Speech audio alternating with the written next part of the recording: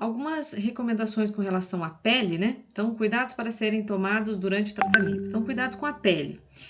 A pele sobre a área vai exigir alguns cuidados, tá? Então, o que a gente vai orientar o nosso paciente? A tá lavando sempre com sabão suave ou água morna, né? De preferência sabão neutro. Não aplicar cosméticos, né? Sobre a área sem aprovação da equipe médica ou da equipe de enfermagem. Então, às vezes a pessoa acha que aplicando determinado cosmético, determinado hidratante vai proporcionar uma melhora, mas sem a devida, né, e a prévia orientação não é aconselhado, tá? Usar roupas folgadas, né, roupas muito justas não favorecem essa situação, não esfregar e nem coçar a região, não aplicar adesivos sobre a área, proteger a pele dos raios solares, se possível, cobrindo a região com roupas claras, né? Antes de expor ao sol. Às vezes o protetor solar ele também não vai estar né, favorecendo e muitas vezes ele não é suficiente. Então, o aconselhado é proteção com a barreira mesmo, com a roupa, tá? As marcas de tinta sobre a pele não podem ser retiradas, tá? Caso se apaguem, não devem ser retocadas pelo paciente, tá? Isso é muito importante.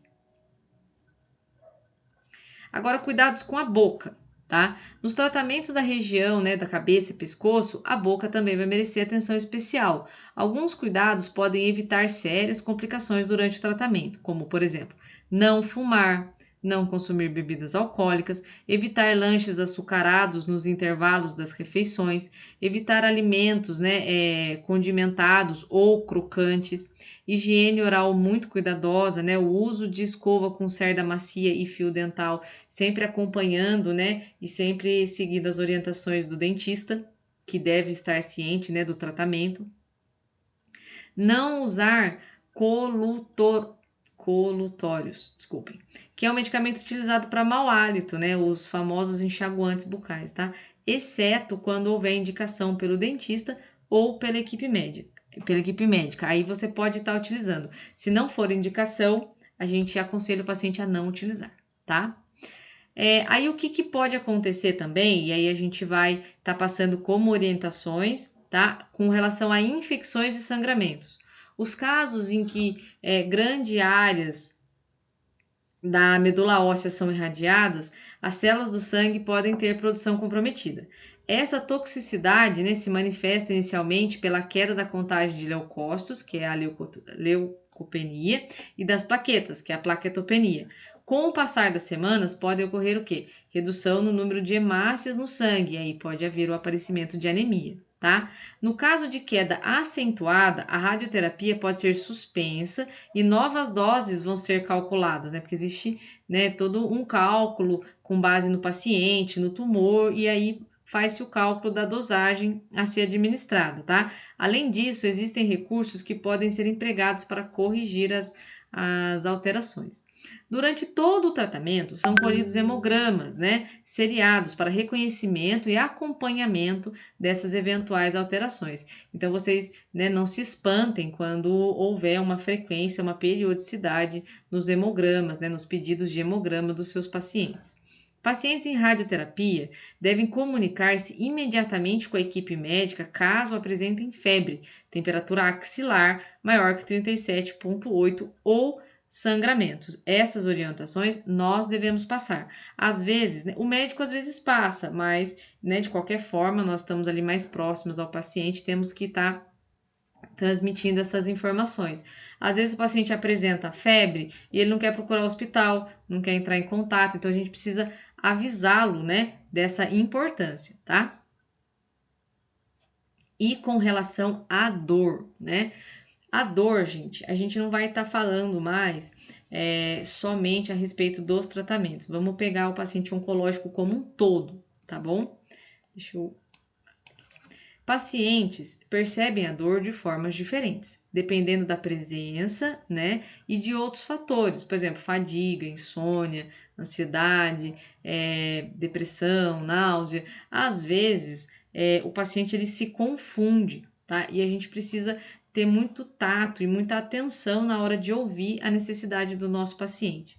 A escolha do analgésico depende muito da intensidade da dor e da causa, que pode ser determinada apenas por meio de conversa e observação dos pacientes.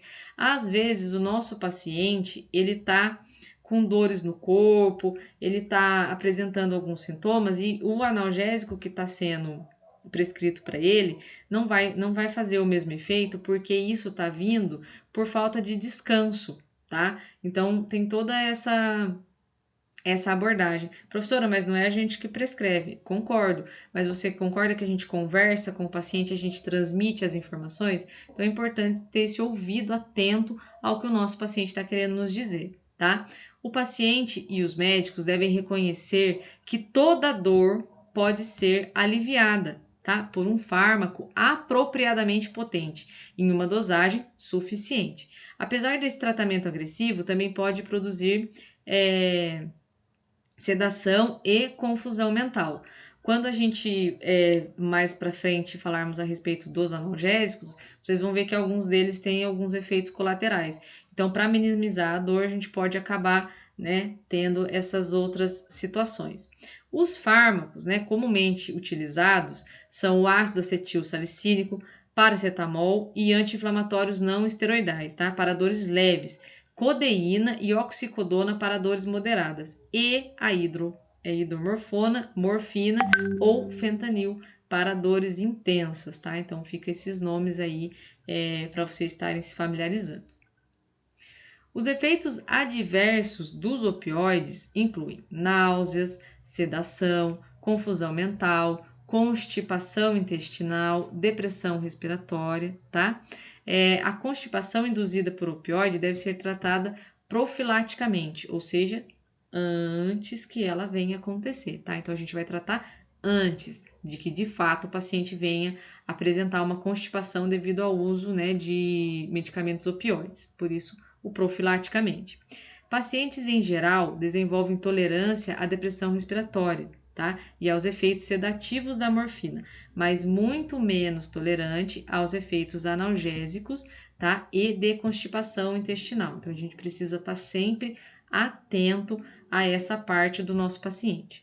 Os opiáceos podem causar mioclonias, tá? Por que eu não pus entre parênteses o que é mioclonias? Porque é para vocês procurarem e me trazerem o que são mioclonias. Normalmente eu sempre coloco entre parênteses, mas aí eu achei interessante deixar essa daí para vocês, tá?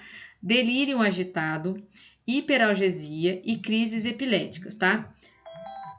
Esses efeitos neurotóxicos podem resultar do acúmulo metabólico, né, tóxico e, né, costumam se resolver com a substituição por outro opiáceo, tá? Então, quando o nosso paciente começar a apresentar esse tipo de coisa, a gente vai observar, anotar e comunicar. E isso vai fazer com que o médico também tenha ali a sua avaliação e faça a substituição, se caso ele achar necessário, ok?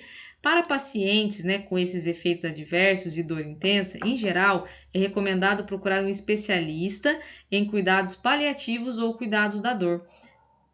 Às vezes, né, foge um pouco, né, sai um pouco daquele âmbito, né, do tratamento que a gente já está ali em contato. E aí recomenda-se, né, que o paciente procure, né, outros profissionais para tá ali auxiliando ele a, né, passar por essa fase aí. Quando o opiáceo, né, estável se torna inadequado, o aumento, né, de 1,5 vezes a 2 vezes em relação à dose anterior, né, isso calculado com uma base diária, é razoável. Então, isso pode vir a acontecer.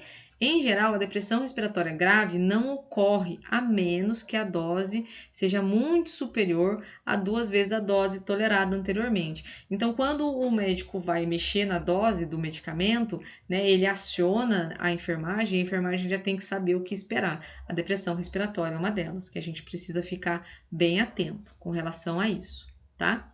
E aí eu vou dar uma pausa aqui e a gente já volta para falar a respeito dos distúrbios hematológicos. Qualquer dúvida com relação ao assunto câncer, oncologia, podem mandar aqui que a gente responde para vocês, ok? Muito obrigada.